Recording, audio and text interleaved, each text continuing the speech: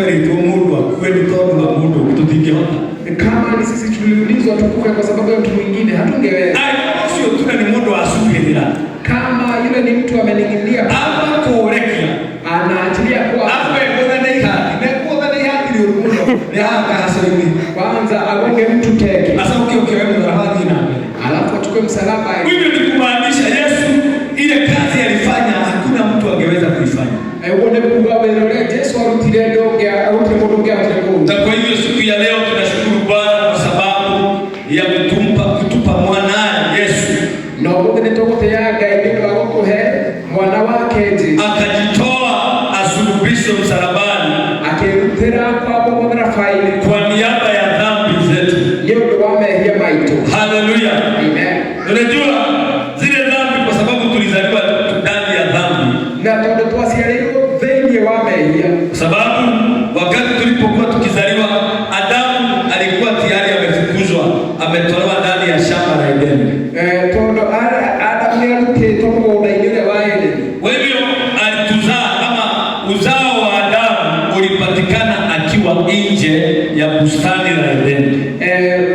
Lo shero la Adamu muonekane au mete kwa mgodeni wa Edeni. Kwa hivyo mwanadamu yoyote anayezaliwa huo muda wote ushiarago huanga anazaliwa akiwa nje ya bustani.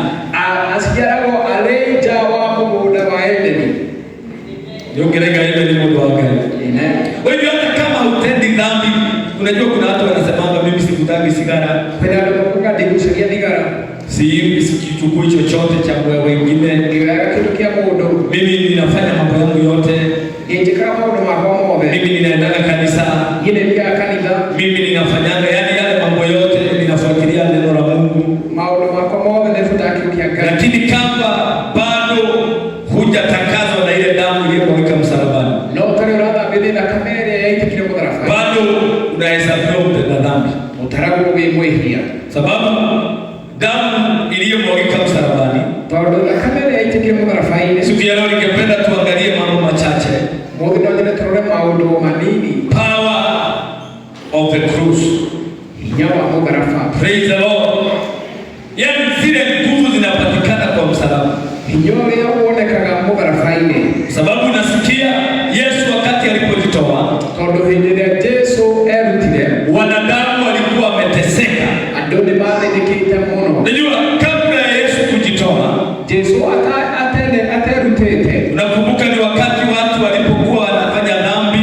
Ni kulikana hindile dome hagia. But by the end of the year, na mwisho wa mwaka wanaenda pale katika nyumba la Bwana. Mbaba nyumba ile agai. Wamebeba kondoo, wamebeba vitu nyingi sana za kutoa dhabihu. Makamuta bolinda ile kesi ya kutoa mago. Ndivyo wakaweze kutakazwa. Ningeba mavelio. Kwa hivyo mtu alikuwa anatakazwa kila mwaka. Modo adaragia kwa mwaka. Na kama hauna uwezo wa kujitakazisha, na ungekuwa ndio ina uhoti wa utabaki na dhambi zako. Watu wana mehia mago. Watu wengi most of us wakati tulipokuwa tukiokoka, idea ito hende to honokaga. Hatukuwa na uwezo hata wa kununua kuku. Totiagia hotile na kogora. Hata mbuzi hatungeweza kupata. Polito tigia hotile kogora. Kwa hivyo Yesu wakati Mungu alipoangalia haya mambo yote, akaona akirudi kabla maybe watu hawajajitakaza. Wengine hata hawatakuwa na uwezo wa kujipeleka pale. Kwa hivyo akaona ni vyema atoe mwanawe Kristo. Asulubishwe kwa msalaba. Praise the Lord. Unajua kumaanisha kwa msalaba ni kumaanisha nini?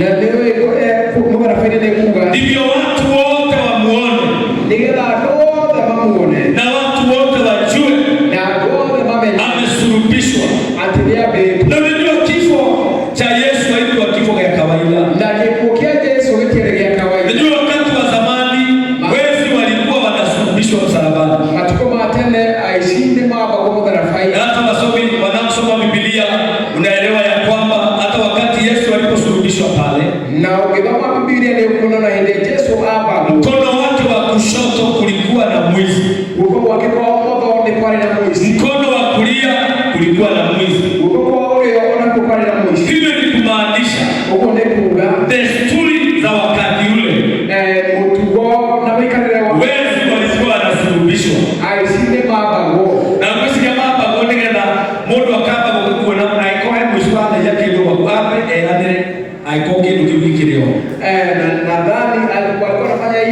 vile ili kabla hajakufa aseme ambacho anacho. Walikuwa wanasulubishwa baadaye wanauliwa. Ni mapa kwa wasoka makorago. Lakini Yesu alisulubishwa pale. Yesu abiroha. Watu wote wakamuona. Adole wakimuona. Aliteswa sana. Aidhenio mno. Kwa sababu baada ya yale mateso, kunazo nguvu zilipatikana pale kwa msalaba. Tukisoma about the power of the cross. Tunasoma katika kitabu cha Matthew 27 from verse number 45.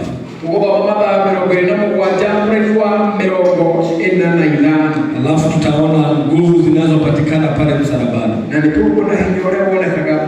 Kwa sababu there is power. Praise the Lord. Na ni nguvu zisizo za kawaida. Bwana Yesu asifiwe. In the book of Matthew 27 verse 45. The Bible says, tupe ya Kiingereza na Kikuyu tafadhali. Kuwezekana.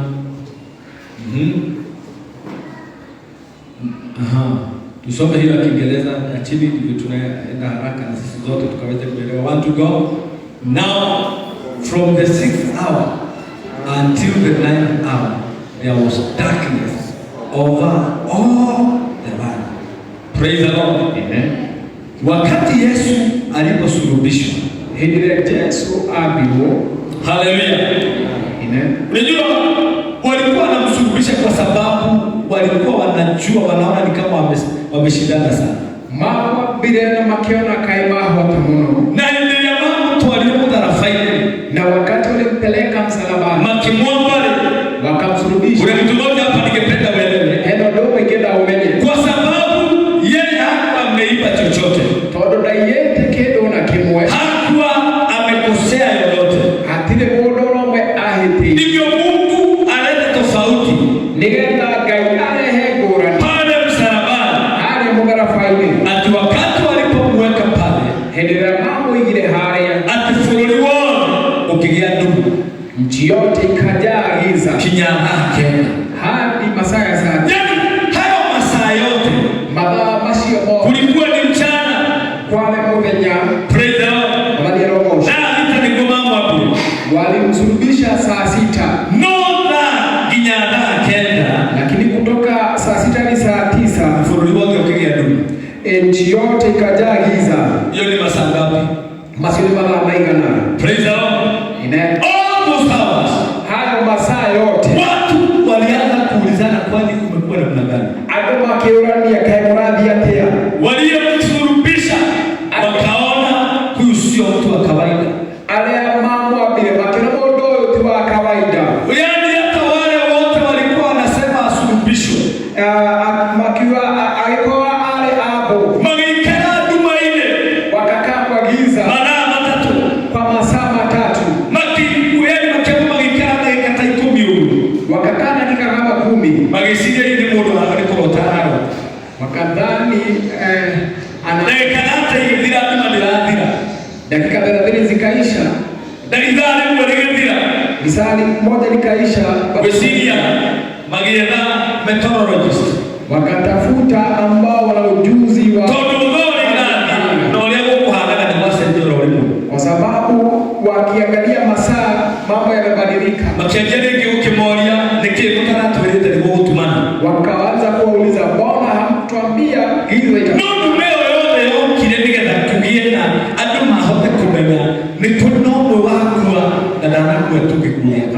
Lakini kulifanyika vile ili watu wote wajue kuna mmoja amekufa. Giza ikawa pale.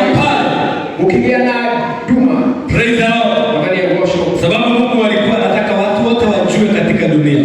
Todo kayendaga ado wamenye. Kifo ya Yesu ama Yesu kupelekwa msalabani haikuwa kawaida. Yesu mtwaro mwarafai ne dwaro wa kawaida. Verse number 46. Right, number 46. Verse 46.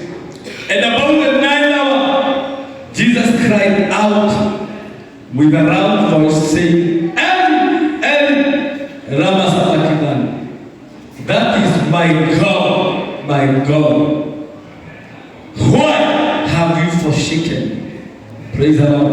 Amen. Akukua msalaba, Mugarafai anaendelea kuteseka, analia, anauliza Mungu, kwani ulikuwa nini uliniacha? The next verse. The next verse.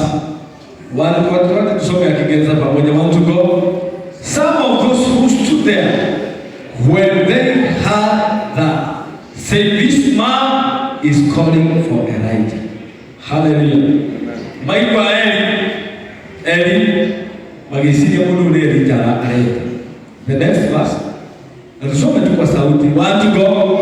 Immediately one of them ran and took a spot, filled it with salt, wine, and put it on the ring, and offered it to him to drink. Hallelujah.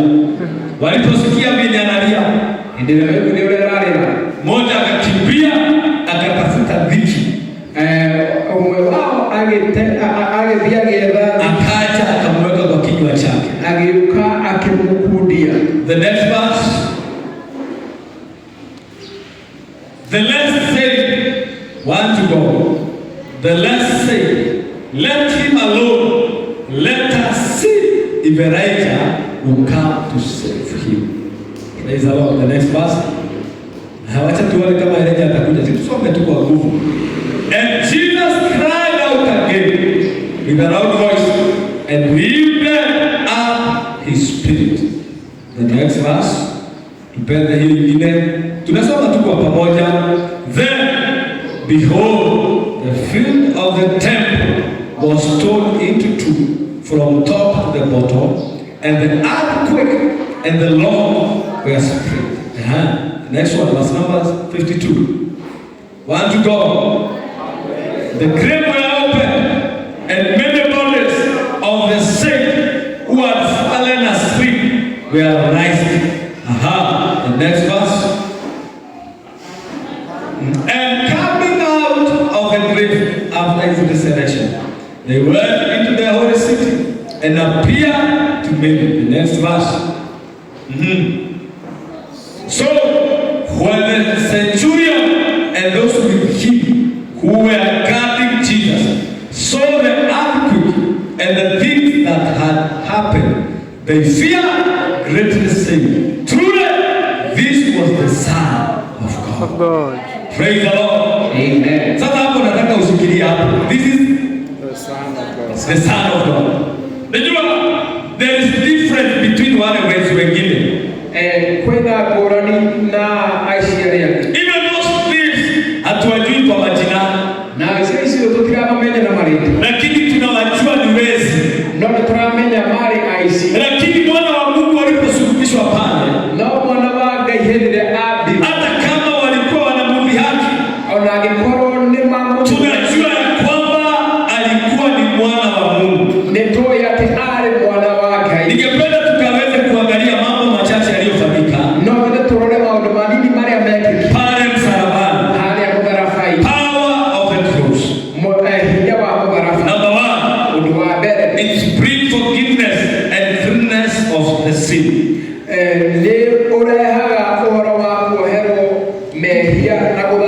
Praise the Lord. Amen.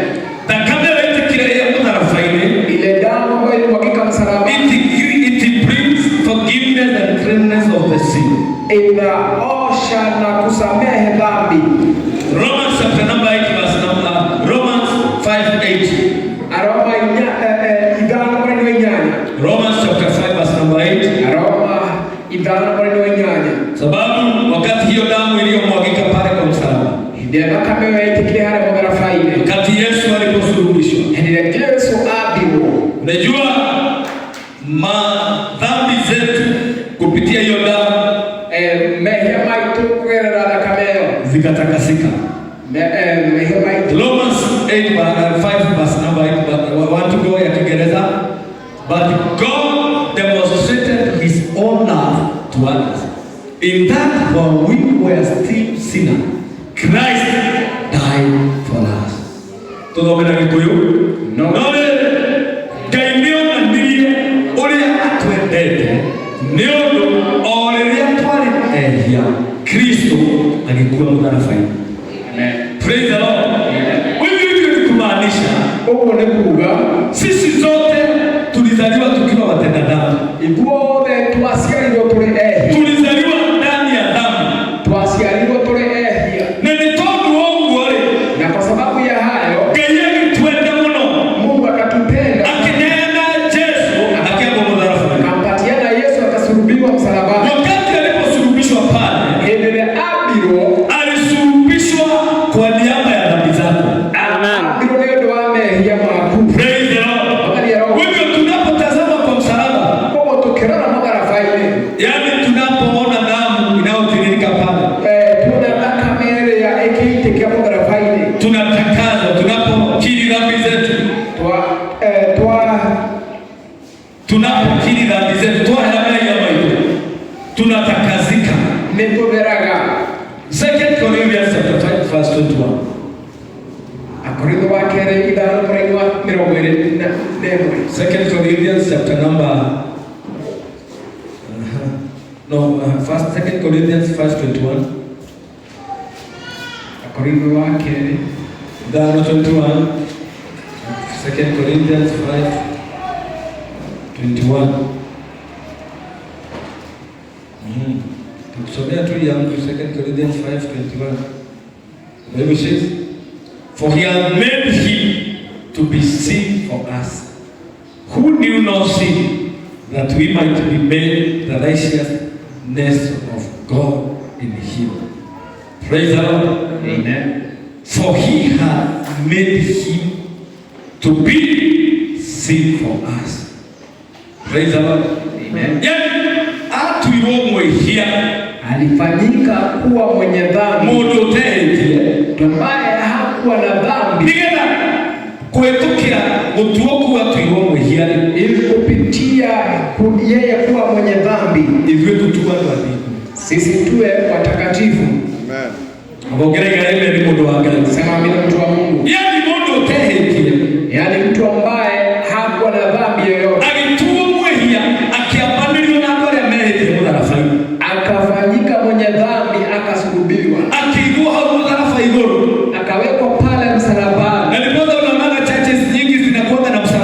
Na nikiona kama kanisa maijene mali moja. Ndio watu wanakumbuka kuna mmoja alisulubishwa kwa msalaba. Negala kama kanisa kana kwenda umwe wa bilo mdara. Na hakuwa ametenda dhambi.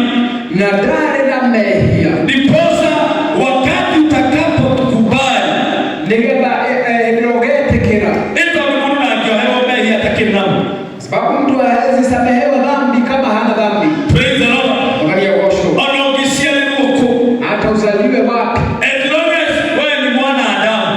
Akora wewe muri wa Adamu. Na nikiwa kwa mwanadamu.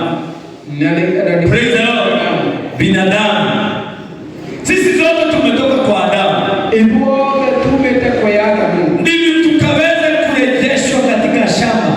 Nigenda tusoke mugunda-ini. Lazima tukubali kuna mmoja alisulubishwa na unyatetekelete kwenda umwe wa biru. Alikufa ndivyo sisi tukaweze kuishi tukiwa bila dhambi. Alikuwa nigenda tutore tena mehe. Kwa hivyo unapokumbuka Easter, kwa ukiririkana Easter, kitu ya kwanza kumbuka Yesu alisulubishwa kwa msalaba. Ndio adaririkana ati Yesu ni abiru mdharafaini. Tunapojikumbusha hayo, tukiririkania mashujaa ya kwamba hakusulubishwa kwa dhambi zake. Umeenda biru ndio amehema. Alisulubishwa kwa niaba ya dhambi zetu.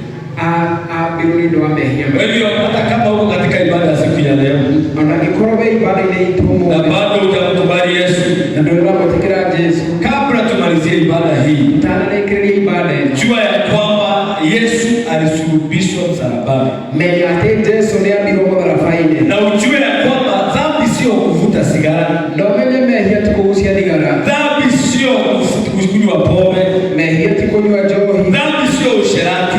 Mehia tumarai. Hizo bado ni dhambi, lakini unaweza kuwa hizo zote haufanyi. Masiko moja ni mehia ndio ngondo leko. Hata sigara hujawahi kuvuta tangu ulipozaliwa. Unaligana ndio wa kushia. Usherati maybe hujawahi kushughulika, yani hujawahi husika. Wanadole wa hura umarai. Kwa hivyo unaweza, lakini ujue ndio umenye. Kama ulizaliwa alikuwa ni wasi ya ulizaliwa nje ya shamba la Edeni.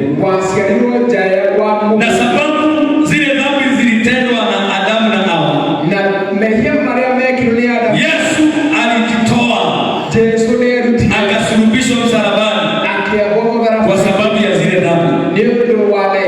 Sema amen. Wewe ni vyema umkubali Yesu na upe nafasi katika maisha yako. Yenda nyumbani usome 1 Peter chapter 2 verse 24. Twende katika the next big power of the cross. It is the source of our healing. Source of healing. The book of Matthew 27 verse 28. Matthew 27 verse number 28.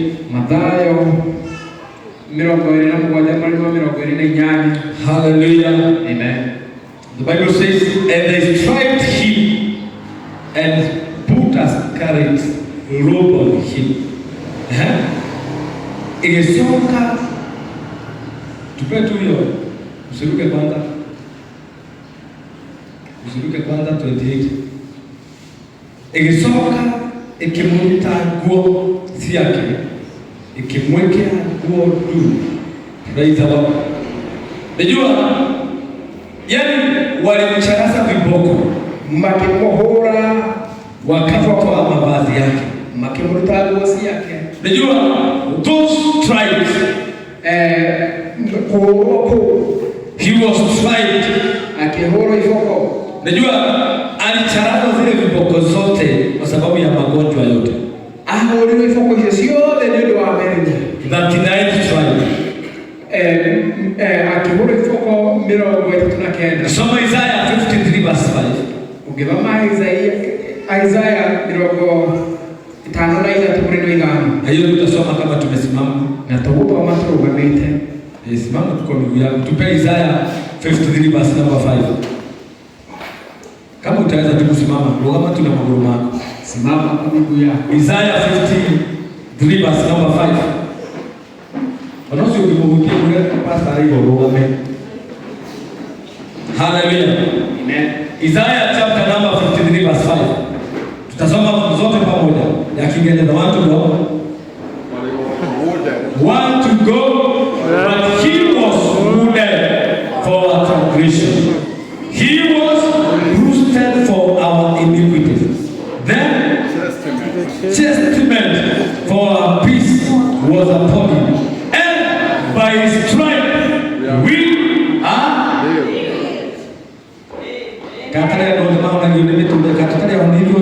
By his stripes we are healed. Okay. Praise the Lord. Wewe tukira metoda tukekate. Uko ni kugaterere mundu wangani.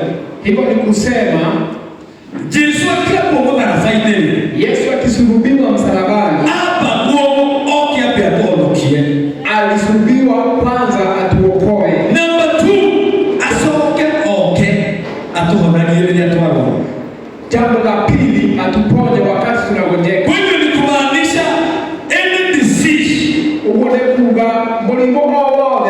Kuna dawa pale kwa msalaba. Nikole dawa hale mudara faide. Uliolete kiame agete kie. Hallelujah. Utiri mulimo utare dawa. Hakuna ugonjwa ambao hauna dawa. Onori mulimo na daktari matari mamenya. Hata ugonjwa ambao daktari hawaelewi. Problema ya kodwete kwa maana mwaka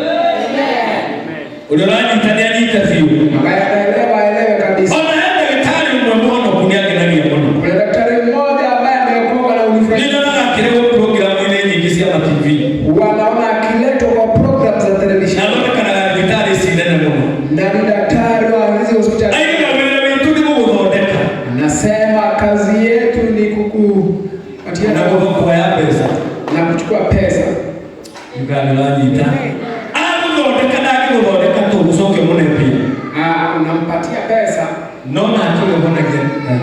Lakini ambaye huponya ni Mungu. Karamu Mungu wake. Keti chini sasa. Praise the Lord. Unajua ni vyema uelewe. Niweka umenye. Sababu kuu Yesu kusulubishwa msalabani. Etumikinelekea Yesu kwako. Na ndiposa wanga tunajikumbusha. Na nikio tulikanagia. Ndio tulikana kwa mudharafai. Ili tukikumbuka kufa na kusulubishwa, tukamenya kutiri muri mwono mwetura. Unajua hakuna ugonjwa ambao utatuua. Praise the Lord. Bwana asifiwe. Ndio kulikana na nani ndio leo etiketi ngai wa. Unajua inalingana hata vile unaamini Mungu. Ole ndio etiketi ikukia Yesu. Wote ambao wanaamini kifo cha Yesu. Au etikia atembea kuile. Hivyo uliamini kwamba alikufa na ukihonoka na ukaokoka. Na tutiare wake urago. Na hatakuwa pale wakati alikuwa anauliwa. Oroso ndio hapa wakati sababu. Hilo jambo kunishangaza. Hivi ndio watu ujenio. Sisi tulihubiriwa. Abongera kuelewa. Sikia. Pastor Mulele hivi ni kwa tuigwa na kuandikitu. Tunasikia mambo yameandikwa. Muutia kirogama. Mhubiri akasimama. Akiwa ni kulinoma wapi wa mudharafai. Akatangaza kuna mmoja alisulubiwa msalabani. Nao ni maji mwatara ni kulinano mambi to mudharafai. Kuna watu walikuwa wamesulubiwa msalabani. Todo ndio mali ya tatu. Sababu wakati ule walikuwa watatu. Haudwe kukoga gida nene mali isi. Wawili walikuwa wezi ni vizuri tunaona. No mulata tindiga aswa tatu. Na mmoja ambaye alikuwa pale eti kwa Yesu mwana wa Daudi. aliitwa Yesu mwana wa Daudi. Na kuya nige na tuipo na mbele ya maito. Alikufa ili tukikiri dhambi zetu. Anatusamehe. Anatuhelia. Na anatuosha. Ujako ya noko na kuhonoka. Biblia inauliza nani nataka kuokoka? Ngatengerokana yana mtoka ile ni kwenda koroshi. Nakimbia unasema nataka hiyo habari. Ogo ete kilio kwa kuhonoka na ukihonoka. Vile uliamini ile habari ya akini kufati kuetekia na kama etekia mudharafaine ile spiritual yani ni ufati ukaona kama mudharafosio Yesu na kama ngithera ukamenya henda kama itiwo na mitunda huliro nigetha wewe ukaona unafaa ujue kuna damu ambayo ilimwagika ili wewe upone na mtu ambaye alichapa ili ukapone. Na ndio tuitikiri mundu wake. Na ni lazima ukubali. Ulia wako ile Yesu ambaye alikufa Yesu. Tokulikana tu. Sio kukumbuka tu. Praise the Lord. Wanirogosho. Unarekebisha tukiwa waka mtu waka ndo ikagie ndogo. Na labda ulitayarisha unga ya ngano pale. Na rozito kwa ya mwiteto ndio kukana ni hapo ya ndowetete. Na labda kesho kuna watu miarika. Mukicelebrate. Mukifurahia. Celebrate ukimenya atiri. Furahia ukijua ya kwamba udumu ukituma kenere muno kana dirikana na jigwe ikukeu nikirabatara celebration hiyo ambacho kinaweza fanya ni furahia. Nikena ulia wakwini ni kujua habari alikufa. Nini ahonani? Nini ananiponya? Na utiri muri mwataka utakuhonia. Na hakuna ugonjwa hawezi ponya. Mitundeni ya huli mumira kwa tunakenda. Ile mijaradi 30. Na kabele ile kile mdarafanya. Jambo ambalo mwalimu msalabani. Ila nyawa kuhonia. Iko na nguvu ya kuniponya. Wabele tugine ni nyawa mdarafanya kile. Sababu tulisema ni nini? Niko tuhera mbele ya number 2. Samehe dhambi. Source of our healing. Number 3. Shame was taken away. Jambo la tatu, aibu ilitolewa. In the book of John chapter number 19 verse 23. Thini wa Yohana 19:23. John 19:23. Mahali hata tumesoma pale Matthew 27 pale 22 nasikia kwamba walimtoa mavazi yake yote. Nyetuonire wale kutoboga wameta ni mambo tule ngozi yake. John 19:23 want to go ya Kiingereza want to go. Then the soldier when they had crucified Jesus took his garment and made 4 parts, to each soldier a part, and also the tunic. Now the tunic was without sin, woven from the top in one piece. Praise the Lord. Amen. Yani hawa watu walituvua Yesu mavazi yake yote. Andwaya makita Yesu gosi yake sio. Haleluya. Na mwanangu taguo emodharafai. Na wanafanya vile akiwa msalabani. Mungu akiondoa changa ni adore. Akaonekana uchi wake na watu. Alishonoka mno. Akaibika sana. Na anasoroke hadi mudharafai. Na anaibika akiwa mahali. Na akiota akinya wale kingo hubeto ndo mmoja ni muhemo kwa na maguru. Hawezi zifunika kwa sababu mikono yake imezunguka. There is no way. Getumikelea. Mungu akakubalisha Yesu atolewe mavazi kwa msalaba. Gaidete kile Yesu alitogosia. There is no way. Aliaibika pale. Getumikelea tumire asonoke mno hari. Ndivyo akaweza kutuondolea aibu katika maisha yetu. Ninatangazia kila mmoja anayesikiza katika jina la Yesu. No more shame in your life. Praise the Lord. Yani ile shame zote ziliondolewa. Aibu ilibebwa. Aliyesuluhishwa msalabani. Ile na hivi ingesoma kwa wewe. Alikufa na akaenda na aibu yote. Kwa hiyo hata yale maisha tunaishi ya kuaibika. Aibu zinapokuja katika maisha yetu. Tazama kwa msalaba. Haleluya. Unajua wakati mwingine aibu ni kitu sio mzuri. Unaaibika kwa sababu hata kwenye maisha yamekupeleka. Aibu hata za kuchelewa na kulipa nyumba. Landlord akiwa area unakaa kwa nyumba. Huwezi kuwa na freedom. Ukipatana kwa barabara unaaibika kwa sababu umechelewesha. Wakati mwingine unaaibika kwenye maisha yamekuwa yamekupeleka. Lakini ninatangaza katika jina la Yesu. Tunayemkumbuka katika hii Easter. Yesu mwana wa Daudi. Alisulubishwa. Ndivyo tukaweze kuondolewa aibu. Na ninatangaza hata katika haya madhabahu. Aibu haitapatikana mahali popote pale. Even in your life, no more shame. Hata kama kulikuwa na mpango uaibishwe. Ninatangaza nikiwa katika haya madhabahu.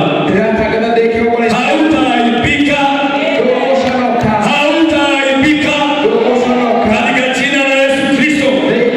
Hata kama magonjwa yaliinuka ndivyo ukaaibike. Na watu wakuulize huyu Mungu wenu kweli yuko wapi?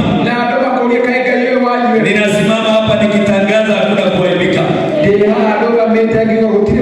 Hata yale magonjwa lazima Mungu akaweza kupitia mijeredi na damu iliyomwagika msalabani. Healing is your portion. In Jesus' mighty name. Number 4. Limitation and barriers are taken away. Kugirika na higo sio rekeli. Vizuizi zote na milango kufungwa zinaondolewa. Praise the Lord. In this life, katika haya maisha we have so many barriers. Tuna vizuizi vingi. Barriers almost in every corner. Vizuizi kila mahali. Even in our lives. Hata kwa maisha yetu. In our spiritual life. In our physical life. Kuna mahali kumewekwa vizuizi. Lakini kupitia Yesu kushuka kwa msalaba. Limitation will no longer be your portion in Jesus' name. Veraji tani ajita draiga atene.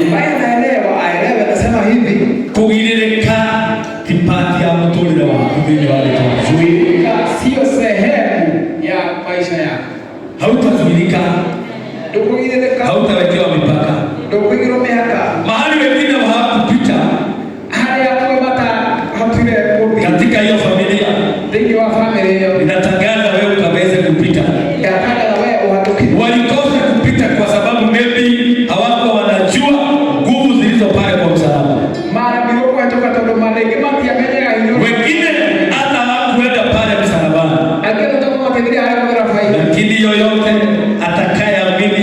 amesulubishwa, na ule wothe ũgwĩtĩkia atĩ Jesũ nĩambirwo. mipaka yote inaondolewa. In the book of Matthew 27 verse 51. Thĩinĩ wa Mathayo 27 mũraini wa 54. Matthew 27 verse 51. Mathayo 27 mũraini wa 54. Hallelujah. Amen. Word to God. Then, behold, the veil of the temple was torn into two, from top to bottom, and the earthquake and the Lord were split. Tusome ya Kikuyu. Na kĩo gĩtambaya kĩa hekarũ gĩatũkana maita merĩ kuma igũrũ nginya thĩ, nakuo gũkĩgĩa na gĩthingithia, namo mahiga magĩatũkanga. Praise the Lord. Amen. Unajua sometimes kuna vitu huwa zinazuilia watu katika maisha. Wakati mwingine nĩ ũkoragwo na indo ciragirĩrĩria andũ mũtũrĩre-inĩ, no kũrĩ hinya weheragia igirĩrĩria ciothe, lakini kuna nguvu ambayo huondoa there is power. Kuna nguvu. Praise the Lord. Power pale kwa msalaba. Hinya hale msalabani. Yesu wakati aliposulubishwa, heri ya Yesu abiro, ilionekana ya kwamba kuna watu katika familia wamewekewa limitation. Ni kuna kile familia ile kuna ndo magine leo. Maybe your family watu hawasomi. No, kuna familia ndio watu na hata wenye wanasoma finally wanamalizia wakiwa hakuna kazi. Na lema kwa mabati rakawera. Hallelujah. Amen. Na hata wengine wakisoma vichwa zinaruka. Na kama kwa mama kagoroka. Ni kwa sababu kuna mipaka iliwekwa. Ni todo kwenda mihanga yake leo. Bwana Yesu asifiwe. Malaki roho sho. Hallelujah. Amen. Kuingine watu hawaoleki.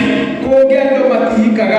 Hata mtu akiolewa anapotoa hika anajua tu ni epue tikete roho. Niamenyaga anajua ya kwamba hata zeeka akiwa mahali pale. Yaani hata akiwa mama mzee, ona motumia mbogo akiwa mzee na ni mzee, yaani ni baba mzee, motuli mbogo, bado kuna roho zingine nasikiaga ya kwamba yaani uko na basi ukalipo ni kile magia, yaani aduni makolile nakuta watu wamezeeka na noma na mbora na kutulile na wanasumbuana kwa maisha. Na ukiangalia katika hiyo familia na wanaona familia ile hiyo, unaona kuna mahali ukoona hena hadu, hata mtu aoe ama aolewe hakuna mahali aweze akapita. Modo ahike kana ahikanie hena hadu atakira. Hizo barriers zote ni Mungu tu anaweza akaziondoa. Igirani shiroga yota kueheria. Wakati nilipokuwa nikisoma nilikuwa na kijana mmoja alikuwa chopi sana, alikuwa anaelewa sana masomo. Akiwa form 1 mpaka form 4 alikuwa yeye ndiye number 1. Hata wakati form 4 aliweza kupata grade nzuri sana. Form 1 ni form 4 ndio watogora grade kia mwisho akiatoka wewe. Tulikuwa na the same school na ndugu yake. Twale mkuru wemwe na moro wa nyina. Ndugu yake akiwa form 3. Moro wa nyina form 3 alikuwa anafundisha watu wa form 4 physics na chemistry. Ni afundishagia ado wa form 4 physics na chemistry. Praise the Lord. Naye alikuwa chopi. Nake ale mudo moge. Walikuwa bado na mwingine alikuwa nyuma yetu. Na hali noge wale duva. Alikuwa ni chopi. Ale moge. Wale watu wanaelewa masomo sana. Wale maboko ne magitaga. Praise the Lord. Mabani rogosho. But let me tell you. Nake gwire. Yule wa kwanza after form 4. Ule wa mbele ndio wao ka form 4. Kichwa ikaruka. Akiburuka. Na kulikuwa kumepatikana watu wenye wangepeleka university. Na nilikuwa nikiambia ndo mageuka kumtoa university. Mwenye tulikuwa tunasoma na yeye. Baba magana yake After school. Mbawalu guru. Yule chopi. Ule muge muno. Siku hizi napatananga na yeye. Lemwe ndipo sijama na yena. Lakini kuna shida. Ukakora kwenda meina. Heki bagi ya taiga gani? Kuna banga ambaye haweki chini. Guoko dhekiri taiga musio bete gutiri kukiara alitakora bona bete. Kwa mikono yake yote amevaa pete. Yesu kagekira migani ha nyororo sio. kuna tags kwa shingo. Yani unajua kuna limitation katika hiyo familia. Ni kule kitu kingine kinaendelea family. Na ukiangalia hata wengine wote wametangulia na wale masi alitoka walikuwa watu very sharp. Mahali hapo mmoja. Lakini wote hakuna mahali wamepita. Unajua kuna shida zingine sio masomo. Kwenda madeni market madogo. Ilo sio kikweko masio hata kisone degree. Mwambie kuna mapepo ambaye no corona aliye modoshi yoki. Kama haongei ongelesha. Mwambie kuna mashetani hazitatishiwa na masomo. Wewe kwenda hapo master. Kuna limitation katika maisha. Ni kwenda limitation ni mtu atakayeweza kuziondoa. Kwa hiyo utakuehelia ni aliyesulubishwa kwa msalaba. Ndio yule wa biru wa Mungu. Ukimwamini wako itekia ako na uwezo wa kutoa limitation zote. Na uhoti wako ninatangazia kila mmoja anayenisikiliza. Datanga dira au urabiki. Zile limitation zote zimewekwa kwako. Iligerelia shiona oige. Si Jehova akashughulikie katika jina la Yesu. Wengine wamezuiliwa hata maombi. Akimaligerelia mahoya. Haleluya. Amen. Hebu nusu na anataka kuhoya. Tuwezi kuomba. Na ndio sio ndio kumenya ulingo na iko horo wake. Na wakati wote kila wakati na kujua vile Biblia inasema anaenda ukituwepo. Anataka kwenda kuambiwa pastor igoro nirekiale ndio horo wake. Pastor Biblia imenena habari yangu. Ilo sio ningetama ningetukadili. Ndio mwenzako ile pazia ilipasuka. Unajua Mungu alifanya hivyo ndivyo kila mmoja anaweza kujipeleka kwake. Kaje kidogo ndegera mundu wote agetwara. Na huwa ninakwambia hakuna mtu mwenye anaweza kukuombea vizuri kama wewe mwenyewe. Na ndio bila utri mundu hoera wega tawe. Tondũ gũtirĩ mũndũ wĩendete tawe. Sababu hakuna mtu ambaye anajipenda kama wewe. Na Biblia inasema twende mundu ucio ukitoria twendete. Hata Biblia inasema tupende wengine kama jinsi. Kwa hivyo unapoenda mbele za Bwana uko na nafasi nzuri ya kutoa na kujipeana na kila kitu chenye kinakusumbua unapeana huko. Kwa mbele ya Ngai ndio kuna unaendelea ya kuineana. Hata kama neema ni tofauti. Na kikoro tugi ni borani. Ni vyema hata ukiombewa unapokea neema unaweza kujipeleka mbele za Bwana. Ndio wega wao kama kila utugi ugakuta kudina mbele. Praise the Lord. Ndio kwenda katuende sio kuiga mbele ni Ngai. Usikubali kila wakati kuwekwa mbele za Mungu.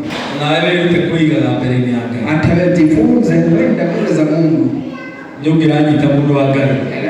Praise the Lord. Amen. Tika kuitikira tuate hindi sio kuhoyo. Usikubali kila wakati unaombewa. Ndio ya kuhoyo. Vizuri kuombewa. No ni wewe kama kuhoyo. Lakini ni vizuri sana kujiombea. Tondo no kile bila wa kuhoya, orore kile digane ngo kuhoya. Sababu unaweza kupata ile kazi ya kuombea na nisahau. Gitamba yake tukanile, nigenda ndone mage no hoti wa kuthikuru wa mbele ni Ngai. Pazia ilipasuka ili kila mtu aende mbele za Mungu. Mihaka yote ndio mipaka yote iliondolewa. Nigenda ijue watu kuthi mbele ni Ngai. Ili sisi wote twende mbele za Mungu. Na nginya mihaka yako kuthi mwathani no hote kubieheri. Hata mipaka ya duniani Mungu anaweza ondoa. Kwa hiyo watu wakati mwingine wao wanatuwekea mipaka, hadi mwenyewe tuikagera na mihaka, lakini Mungu ni mwaminifu anatuondolea zile mipaka zote. Nonga ni muyoke dunia tu hanagira mihaka. Na mimi hata kuna watu hapa katika dunia hii. Ndeke gwere ni kuna ndu mego kubina. Kwa sababu haya ndio hivi. Kuna watu wanaweza kusaidia. Praise the Lord. Amen. Hebu ndio hivi atoe kukurana miaka yako yote. Naweza kuna mtu anaweza kusaidia aishi kukusumbua kwa maisha yako yote. Na tuli amwekilile mihaka. Na aishi kukuwekea mipaka. Bwana Yesu asifiwe. Ndani ya roho. Yaani watu wakugera hapo wakakwenda ugegani utoke hapo ni ukomenya ni juu. Wewe ndio tondo hapa mtu mmoja kwa akiroga stage ya adhuri mageragera. Kuna mzee nasikia akienda kwa zile stage za wazee. Akiroga na vipi na ile hapo anakemageragera. Hakupita mahali vijana hupita. Ruwa maana akihikadirie wakaoa yake kimwe mtumia. Mungu akampatia bibi. No mtumia usio torazuri tena mtumia mzuri usio. Lakini yule bibi aliishi kushtua huyu mzee. Kama inaonekana halo anamkumbusha. Ni mzuri usio ndio na mihakana hapo nyingi mno. Yule mzee akawekewa mipaka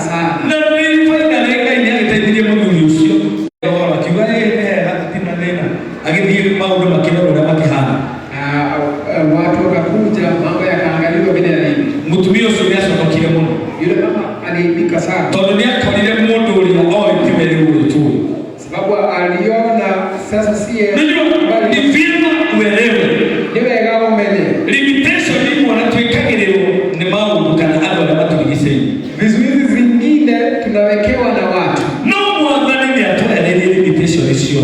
Lakini Mungu alituondolea vizuizi zote. Na igani mkwambelia hadi na mbele utili kugilia kutoka mbele.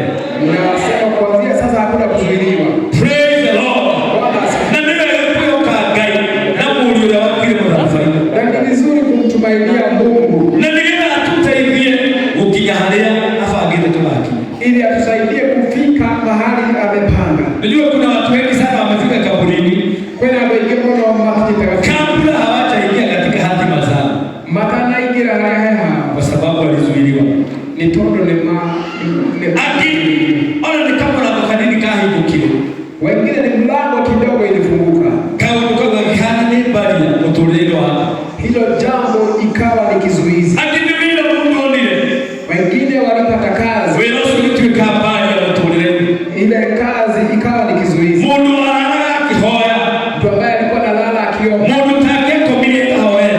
Mtu ambaye hangelala kama hadi. Mungu kila usiku akaruka hadi usiku hoya. Mtu ambaye alikuwa anaamka asubuhi kuomba. Akaiko kabla akaiko kanini. Na akafungua kidogo. Akiingia akaingia. Leo hivi ukainuka wewe Mungu. Unaenda nyumbani kumetoka sana. Kana uko homo na madhaa maiki maka wano rafatarania hau ni ugaida kura koso ya ikuli. Ama unatakikana masaa mengi sana kwa ule mlango. Most of the time Saitani ni yale mambo utogirereka, tutigirereka. Wakati mwingi hatuwezi zuilika. No ni tulima udomoka mahana tale kila bimo, makugirereka kuingia hapa. Lakini kuna mambo ambayo huja kama baraka. Na tanga ndio wale tu wale Yesu. Nashangaza kwa jina la Yesu. Kaya roho tutaibia na ndigana kwa kukijana fange kutoka akija. Mungu atusaidie ili tufike. Kile ndio na hilo. Ambacho kile na sisi. Kiwi tunakia mkela. Hilo tunapokea. Todo breakthrough ige tobera ile hapo. Sababu kupenya kumewekwa. Biblia inakaiga milango mihigo kuipera ile hiyo. Biblia inasema milango imefunguka iko. So kiwi na kiko hii kugirelea moro wa ile vitu. Ambacho kinaweza kuwa kinakuzuia. Kiwi na kiko hii kugirelea moro wa ile vitu. Ambacho kinaweza kuwa kinakuzuia ndani. Era mama ni akusaidie. Ambia Mungu akusaidie. Na ndigana wakati ukinyakulia dia. Ili uweze kufika mahali na yeye. Na kamera hii kile mtu anafanya. Damu ambayo ilimwagika msalabani. Metodele Yesu huru. Bila Yesu alicharazwa. Ni ala hiyo kiwa mtoli wa mundu wote ukioka na kamera. Mambo yakawa tofauti. Ndiye kigirika. Mimi siwezi zuilika. Unaendelea tikia kugirika ndio wale tu wa Yesu. Naamini hauwezi zuilika. Kaya utaingia mtu ikani. Mungu akusaidie kupenda. Unakukura yetu mahiga mahana kuhiga fana. Hata mahali kulikuwa kumewekwa maana. Mtolelo wako kwa kuina hiyo ndio ndiko mwana mtolelo. Kwa maisha yako kama kuna mambo Biblia inakaiga ate kukigia na kio hiki kitabu hiki tukana. Biblia inasema pazia ikapasuka. Gidigi vya kigia mahiga magia tukaga. Mawe ikapasuka. Dataga na mahiga moja kana rudi progression derege tuhana mbili makana mahiga. Natangaza vitu zote. Mwadhani arotoma siyenyukage siyehere farafara dhini wale tu wa Yesu. Amen. Baada ziondoke kwa barabara yako. Number 6 ya mwisho. Ndio akataka toa mwisho. It causes resurrection. Power of the cross. It causes resurrection. Najua ile haka wakati Yesu alisulubishwa msalabani. Ndiye Yesu abiro kafanya Kifo chake kiekumu yake kilileta ufufuo. Ikirehe ukio. Matthew 27 verse number 53. Ambayo mirongo irindwi kwa jambo regwa mirongo itano na itatu. Matthew 27 verse 53. Sasa utaona tofauti hapa. Sasa alikufa akasulubishwa kwa msalaba. Alikuwa akiamua marafiki. Unajua hata hao watu walianga they regretted so much. Adoa nimeregea Mungu. Sababu waliuliza kwani tulisulubisha nani? Tuambie urudie karibu kwa mimi. Tusome hii ya Kiingereza. Want to go and coming out of the grave after his resurrection. They went into the holy city and appeared to men. Rudisha nyuma 22 ndivyo tuweze kushikanisha vizuri. 52 sorry 52. Tupe 51, hata turudi 51. Tuanze hapo. 1 to go. Then behold, the bar of the temple was torn into two from top to the bottom, and the earth quaked, and the Lord were split. The next one, verse number 52. And the graves were opened, and many bodies of the saints who had fallen asleep were raised. Praise the Lord. Yani, wakati Yesu aliposulubishwa pale kwa msalaba,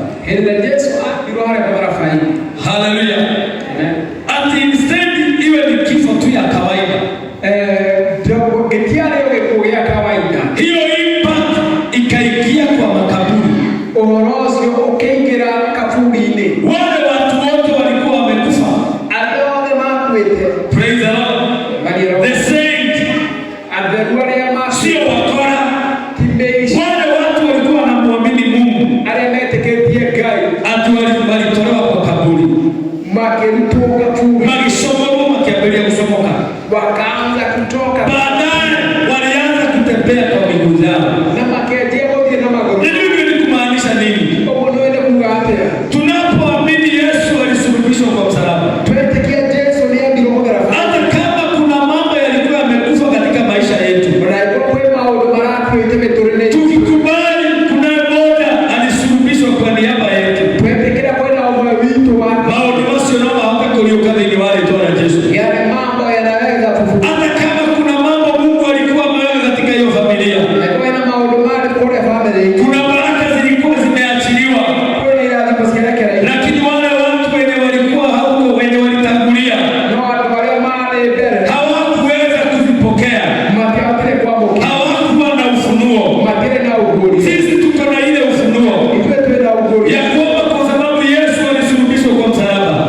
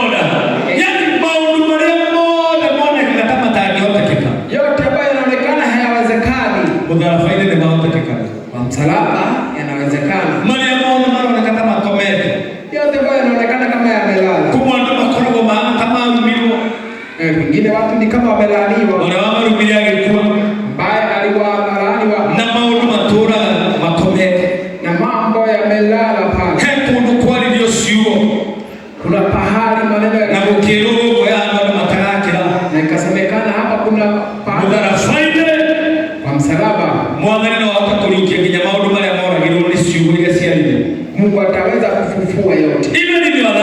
Hata kwa maisha yako. Kuna watu walikuwa wanaomba na iwa intercessors. Kuna watu walikuwa wanajitoa sana katika kazi ya Mungu. Kuna watu walikuwa na vipawa, lakini ni kama zilifika mahali zikafifia.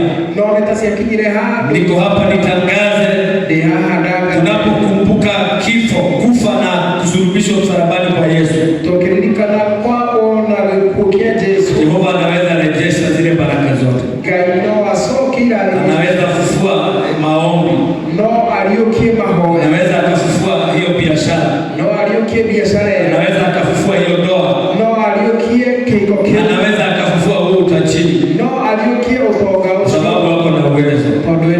Tunapokumbuka, tutumulilie, tumwambie Bwana, usifufue hii biashara yangu, usifufue hii gift yangu, usifufue hii huduma yangu, ufufue maombi, ufufue ile kazi nilikuwa ninafanya.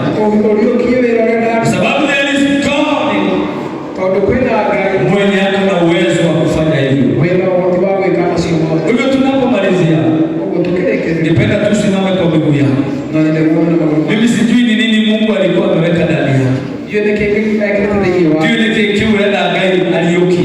Sijui ni nini ambacho unataka Mungu afanye. Simama tu kwa miguu yako. Mwambie tu Bwana fufua. Maybe ni lifestyle yako ya maombi. Mwambie Bwana fufua maombi yangu. Wengine walikuwa waaminifu sana hata kumtumikia Mungu, lakini nahisi ya kwamba ni kama umelala, ni kama umekuwa mahali haujiwezi. Wengine walikuwa waaminifu hata na kutoa fungu la 10, lakini ni kama hiyo kitu ilikufa ndani yao. Wengine walikuwa waaminifu wanatoa mili yao, wanamtumikia Bwana, lakini ni kama yale mambo yote yalikufa. Sifungue tu kinywa chako mbele za Bwana. Suinue tu mikono yako mbele zake Bwana. Mwambie Bwana nisaidie. Baba ninaomba ukanisaidie. Niko hapa Bwana ninakutarajia. Ninakungojea Bwana. Hakuna baba mwingine aliye kama wewe. Sifa zote na utukufu ni zako. Umeinuliwa Bwana. Umetukuka Mfalme. Sijui ni limitation gani zimewekwa katika maisha yako. I don't know whether kuna barrier in your career, in your business. Maybe we have so many limitations in our lives. Barriers is all over. Sifungue kinywa chako. Unajua maisha yako, unajielewa. Si uondoe vizuizi vyote katika jina la Yesu. Si ukaweze kujitangazia mimi ni zaidi sitazuilika. Maybe ni wachawi na waganga wanajaribu kukuzuilia. Kuna makuhani wa giza wanajaribu kukuzuilia. Ningependa ukaweze kufungua kinywa chako mbele za Bwana. Mwambie Baba nisaidie. Ondoa vizuizi vilete maishani mwangu. Maybe umesoma lakini kazi ilikosekana. Maybe umekuwa katika biashara lakini breakthrough imekosekana. Maybe umekuwa katika ndoa lakini kuna vizuizi. Fungua kinywa chako mwambie Bwana akaweze kukusaidia, sababu yeye ni mwaminifu. Kwa jina la Yesu Kristo. In Jesus name we pray. Ngependa uchukue tu dakika ingine moja mwambie Bwana aondoe aibu katika maisha yako. Na ni vyema watu wakiomba, hata wewe unaomba. Na kama maybe mambo yako yako sawa, si tu unaweza ombea wengine. Maybe ni wa family, kuna watu wanahitaji Mungu, kuna watu wanakuhitaji ukaweze kusimama. Fungua tu kinywa chako, enda tu mbele za Bwana, mwambie Bwana ondoa aibu katika jamii yetu, ondoa aibu katika familia yangu, ondoa aibu katika haya madhabahu, ondoa limitation zote Bwana katika haya madhabahu. My God, ondoa aibu zote katika jina la Yesu Kristo. Oh my God, I bless you. Worship your mighty name of God. Ondoa aibu katika maisha yako. Bariki Bwana na unionekanie. Wewe ni Mungu, hakuna baba aliye kama wewe. Sifa zote na utukufu ni zako. We bless your holy name, God. We worship your name, God. Maybe wewe ni mgonjwa ama kuna mtu anahitajishwa na wewe ni mgonjwa. Fungua tu kinywa chako. The source of our healing ni pale kwa msalaba. Fungua tu kinywa chako katika jina la Yesu Kristo. Mwambie Bwana nisaidie. Si mwambie Bwana akaponye kwa sababu ako na uwezo. Ako na nguvu za kuponya katika jina la Yesu. Si akaponya hata maisha yako. Katika jina la Yesu Kristo. The name of Jesus Christ. Oh God. Tukiwa tu mahali pale,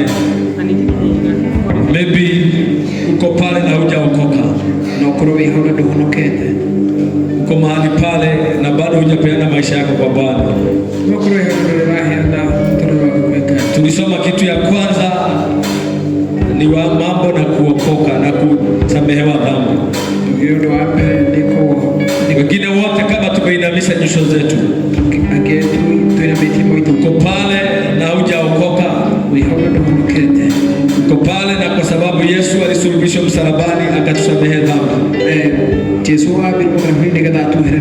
Si unionyeshe tu kwa ishara ya mkono wako. Uko pale na ukitamani kumpokea Yesu. Wengine tuinamishe nyuso zetu. Wewe uko pale na bado hujapenda maisha yako kwa Bwana. Inua tu mkono yako mbele za Bwana. Katika jina la Yesu Kristo. Kama hakuna, nasema ya kwamba Bwana endelea kutusaidia.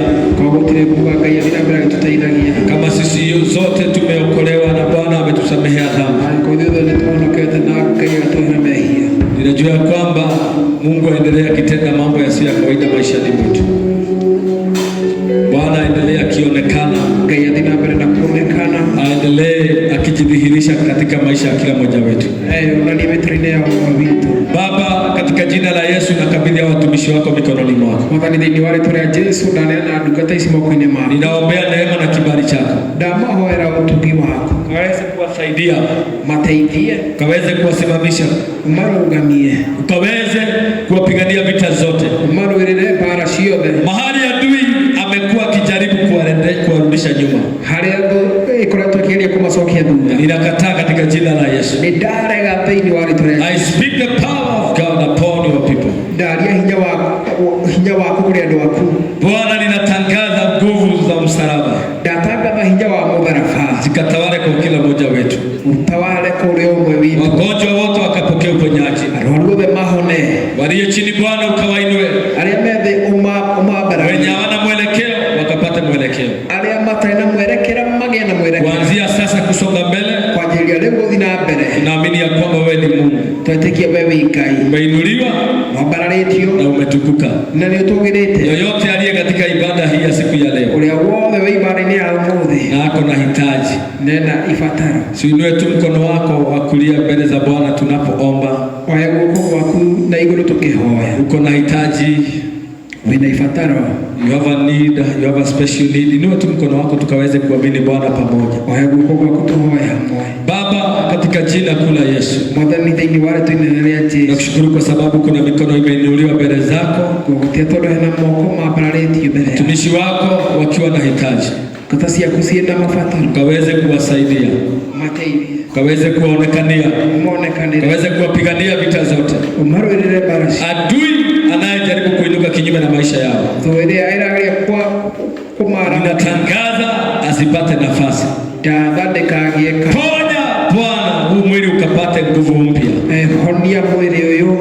I cancel all those reports kinyume na maisha yao, ziwe ni ripoti za biashara. Bwana, ninatangaza ziwe sawa sasa. Ziwe ni ripoti Bwana za kiafya. Ripoti zote za madaktari zilio kinyume Bwana na hawa watu wako, ninazikataa katika jina la Yesu.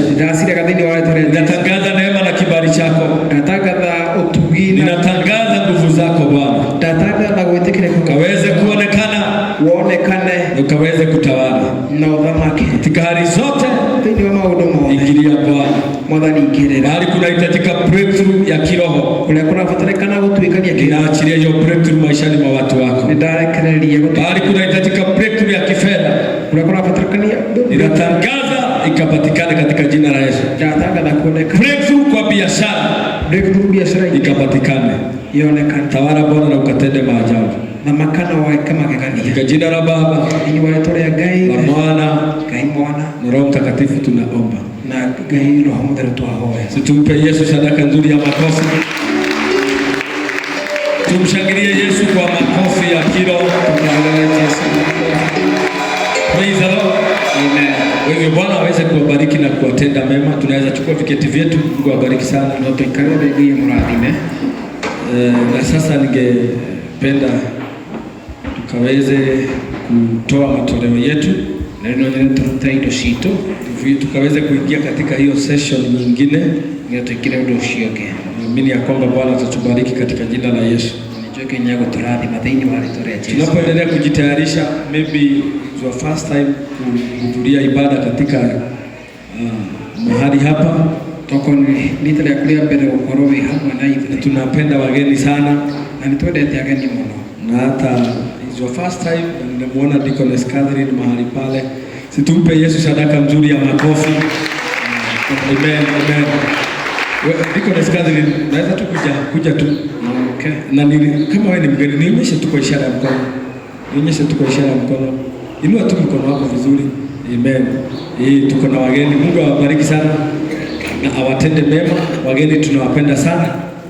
Ninajua hata nanyi mtapata nafasi. Deaconess Catherine sio mgeni, ni wa hapa. Deaconess Catherine ti mgeni, ni wa huko, na alikuwa ameendea hii baraka. Na ageni tekirati mgeni. Sasa akipewa kama maiki anaweza tutusalimia kwa ufupi. Kero maika tugei tuweze kuombea huyu mtoto. Tukimalizia kama wageni hatutawapea wageni wetu nafasi, then tukaweze kutoa sadaka zetu.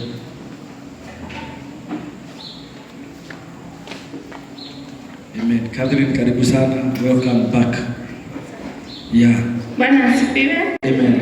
Atawa mtatawa Deaconess Catherine anaina wajao na ina wajeri. Nikalo ndasa mimi ndo amekeo. Etodo ni dana ndika soka moko matheri. Kwa naye alikuwa anagerera ruo rwa guthio gacoka moko matheri menye ni kuri nake yukiragia maithori na kahe mundu kirathimo giake. Ni ndakenire muno ni tondu wanyu ni guka kunjerera mucii na kiria giothe mwaheanire Ngai wa moya murathime, na nikio njukire nigetha tuthie na mbere na guciriki hamwe na inyuĩ na Ngai murathime. Amen. Tupe Yesu haleluya na makofi. Leo uthiite pasoka na kirathimo. Ngai aikorathime. Si wapendwa, tunaweza tusimama kwa miguu yetu. Najua si kawaida. Ukisikia alienda akarudi mikono mitupu, kuna time ilikuwa hiyo. Lakini sasa Mungu ni mwaminifu. Alina ameenda, amerudi hapa na Jerry. Soka tu hapa hivi. Tuinue tu mikono yako tu hivi, umwambie Bwana ni asante. Hata kama huna maneno mengi, era mwadhani ni wewe tondu wa Catherine, Deaconess Catherine, mwambie ni asante kwa sababu ya mtoto wake kijana. Katika jina la Yesu Bwana, ninakushukuru kwa sababu wewe ni Mungu.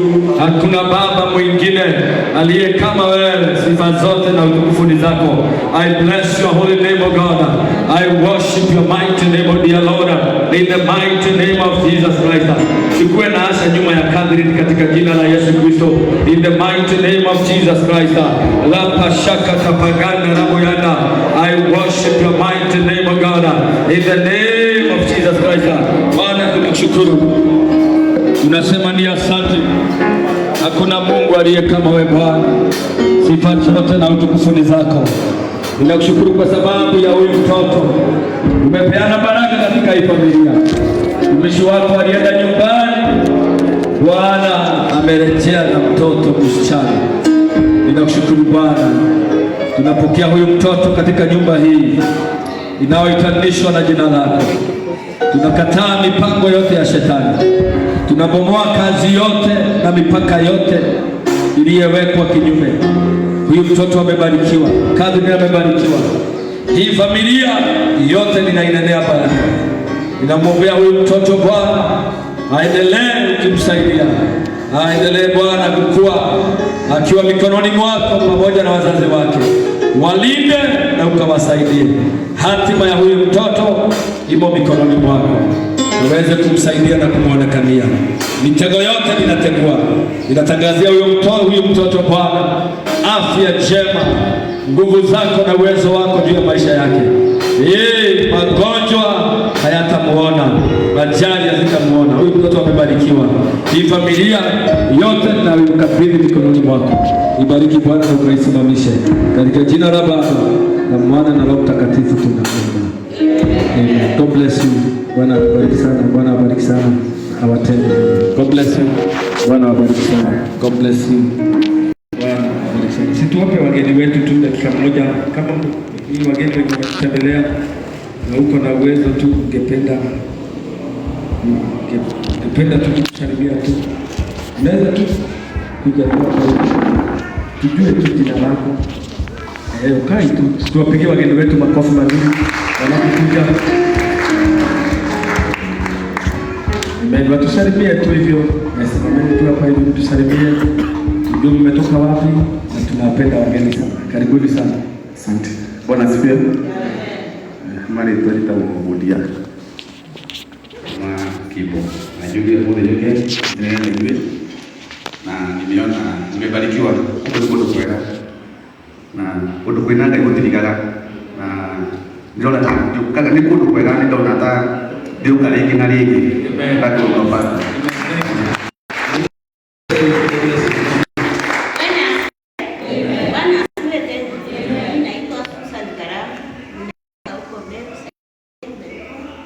Nimeomba nisema wacha nikuja tushiriki pamoja na nyinyi. Basi sijawahi kuja kwa hii tena. Basi nimeona sawa na imenitia moyo. Kiwe.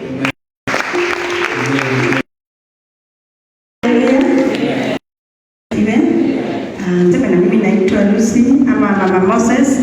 Nimetoka Murang'a pande ya Kanga. Lakini wanajua barabara kwetu ni Karatu. Sasa mimi nilikuwa narudi kwetu Murang'a kule na nikasema zifika bani kama sikia neno la Bwana. Nimewahi ingia hapa sana hata sidhani mlikuwa mmejenga hii na nimefurahia kuona mmeendelea mbele na Mungu anazidi kuamwagilia baraka zake. Bwana asifiwe. Kwa hivyo mimi nashiriki na kanisa ya Soul Harvesters huko Kangare na niko na hudumu. Bwana nikipata nafasi tena niendelea. Asanteni. Amen. God bless you. Need you public address muno odi bakani public address di muno ani ji Amen. God bless you. Amen. Tumie makofi mazuri. Eta ufika na nimura atawa muno. Ni athondekagĩra ngari hĩndĩ ndathiaga kari Gakũũrũ kĩndũ 2020 ũguo mũno nĩ wa nĩ bundi wa nĩ okaga gĩthomo. Tumpigie makofi mazuri. God bless you. Tarata ni mwatatako na ni mundu mwega muno. Sisi tumetayarisha sadaka zetu. Tusimame tu. Najua kitu moja inanichangaza ya pita. Onoka rĩngĩ nĩ ũkaga gĩtwo wĩra no ndaga kũhotha. Maita maingĩ nĩ ahotaga mbere ũguo agathiĩ na nijui Ngai no alimũteithia. Kama ni fungu la 10 karibia hapa mbele, kama ni sadaka tu tutapewa namba ya tutakayotumia. If you have your time just march forward. Wengine tusimame tu tushikilie sadaka zetu. Naamini ya kwamba Bwana atatubariki. Kama unatoa kwa simu ni vyema uitoe kwa simu. Alafu sasa wengine wakikuja hiyo simu make sure imeguza haya madhabahu na Bwana atatubariki sana. Kama ni tithe march forward, maybe ama sacrifice nyingine yote ile songa mbele. Kama ni sadaka tu tutasimama na naamini ya kwamba Bwana atatubariki katika jina la Yesu. Inua tu mbele za Bwana. Shikilia hiyo sadaka yako, shikilia hiyo sadaka mbele za Bwana. Inua tu mbele za Bwana tunapoomba. Baba, katika jina la Yesu tunakushukuru. Tunakuinua kwa sababu wewe ni Mungu. Asante kwa wema na fadhili zako. Umeinuliwa Bwana, umetukuka Mfalme. Sifa zote na utukufu mikononi mwetu tuna sadaka. Tunapozitoa wacha zikakubariki. Maisha yetu Bwana yasibaki vile. Katika hali zote twasema ni asante. Bwana, bariki biashara, bariki kazi inayofanywa na hii mikono. Wewe ni Mungu na wewe ni mwaminifu. Twakabidhi maisha yetu mikononi mwako. Twajikabidhi kwako ukaweza kutusaidia. Bwana ni asante. Pokea baraka, pokea sadaka zetu. Wacha ukatubariki na ukatufungulie milango hata zaidi. Na ni katika jina la Baba na Mwana na Roho Mtakatifu tunaomba. Amen. Amen. God bless you. Tunaleta sadaka zetu. Tunawekelea tu kwa madhabahu sadaka zetu. God bless you. Bwana wabariki sana. May the Lord bless you. Wekelea ni tu kwa madhabahu na Bwana akaweze kuwabariki. May the Lord bless you. May the Lord bless you. God bless you. God bless you. God bless you. God bless you. The Lord bless you. God bless you. God bless you. Bwana wabariki sana. May the Lord bless you. The Lord bless you. God bless you. God bless you. God bless you. God bless you. God bless you. God bless you. Bwana wabariki sana.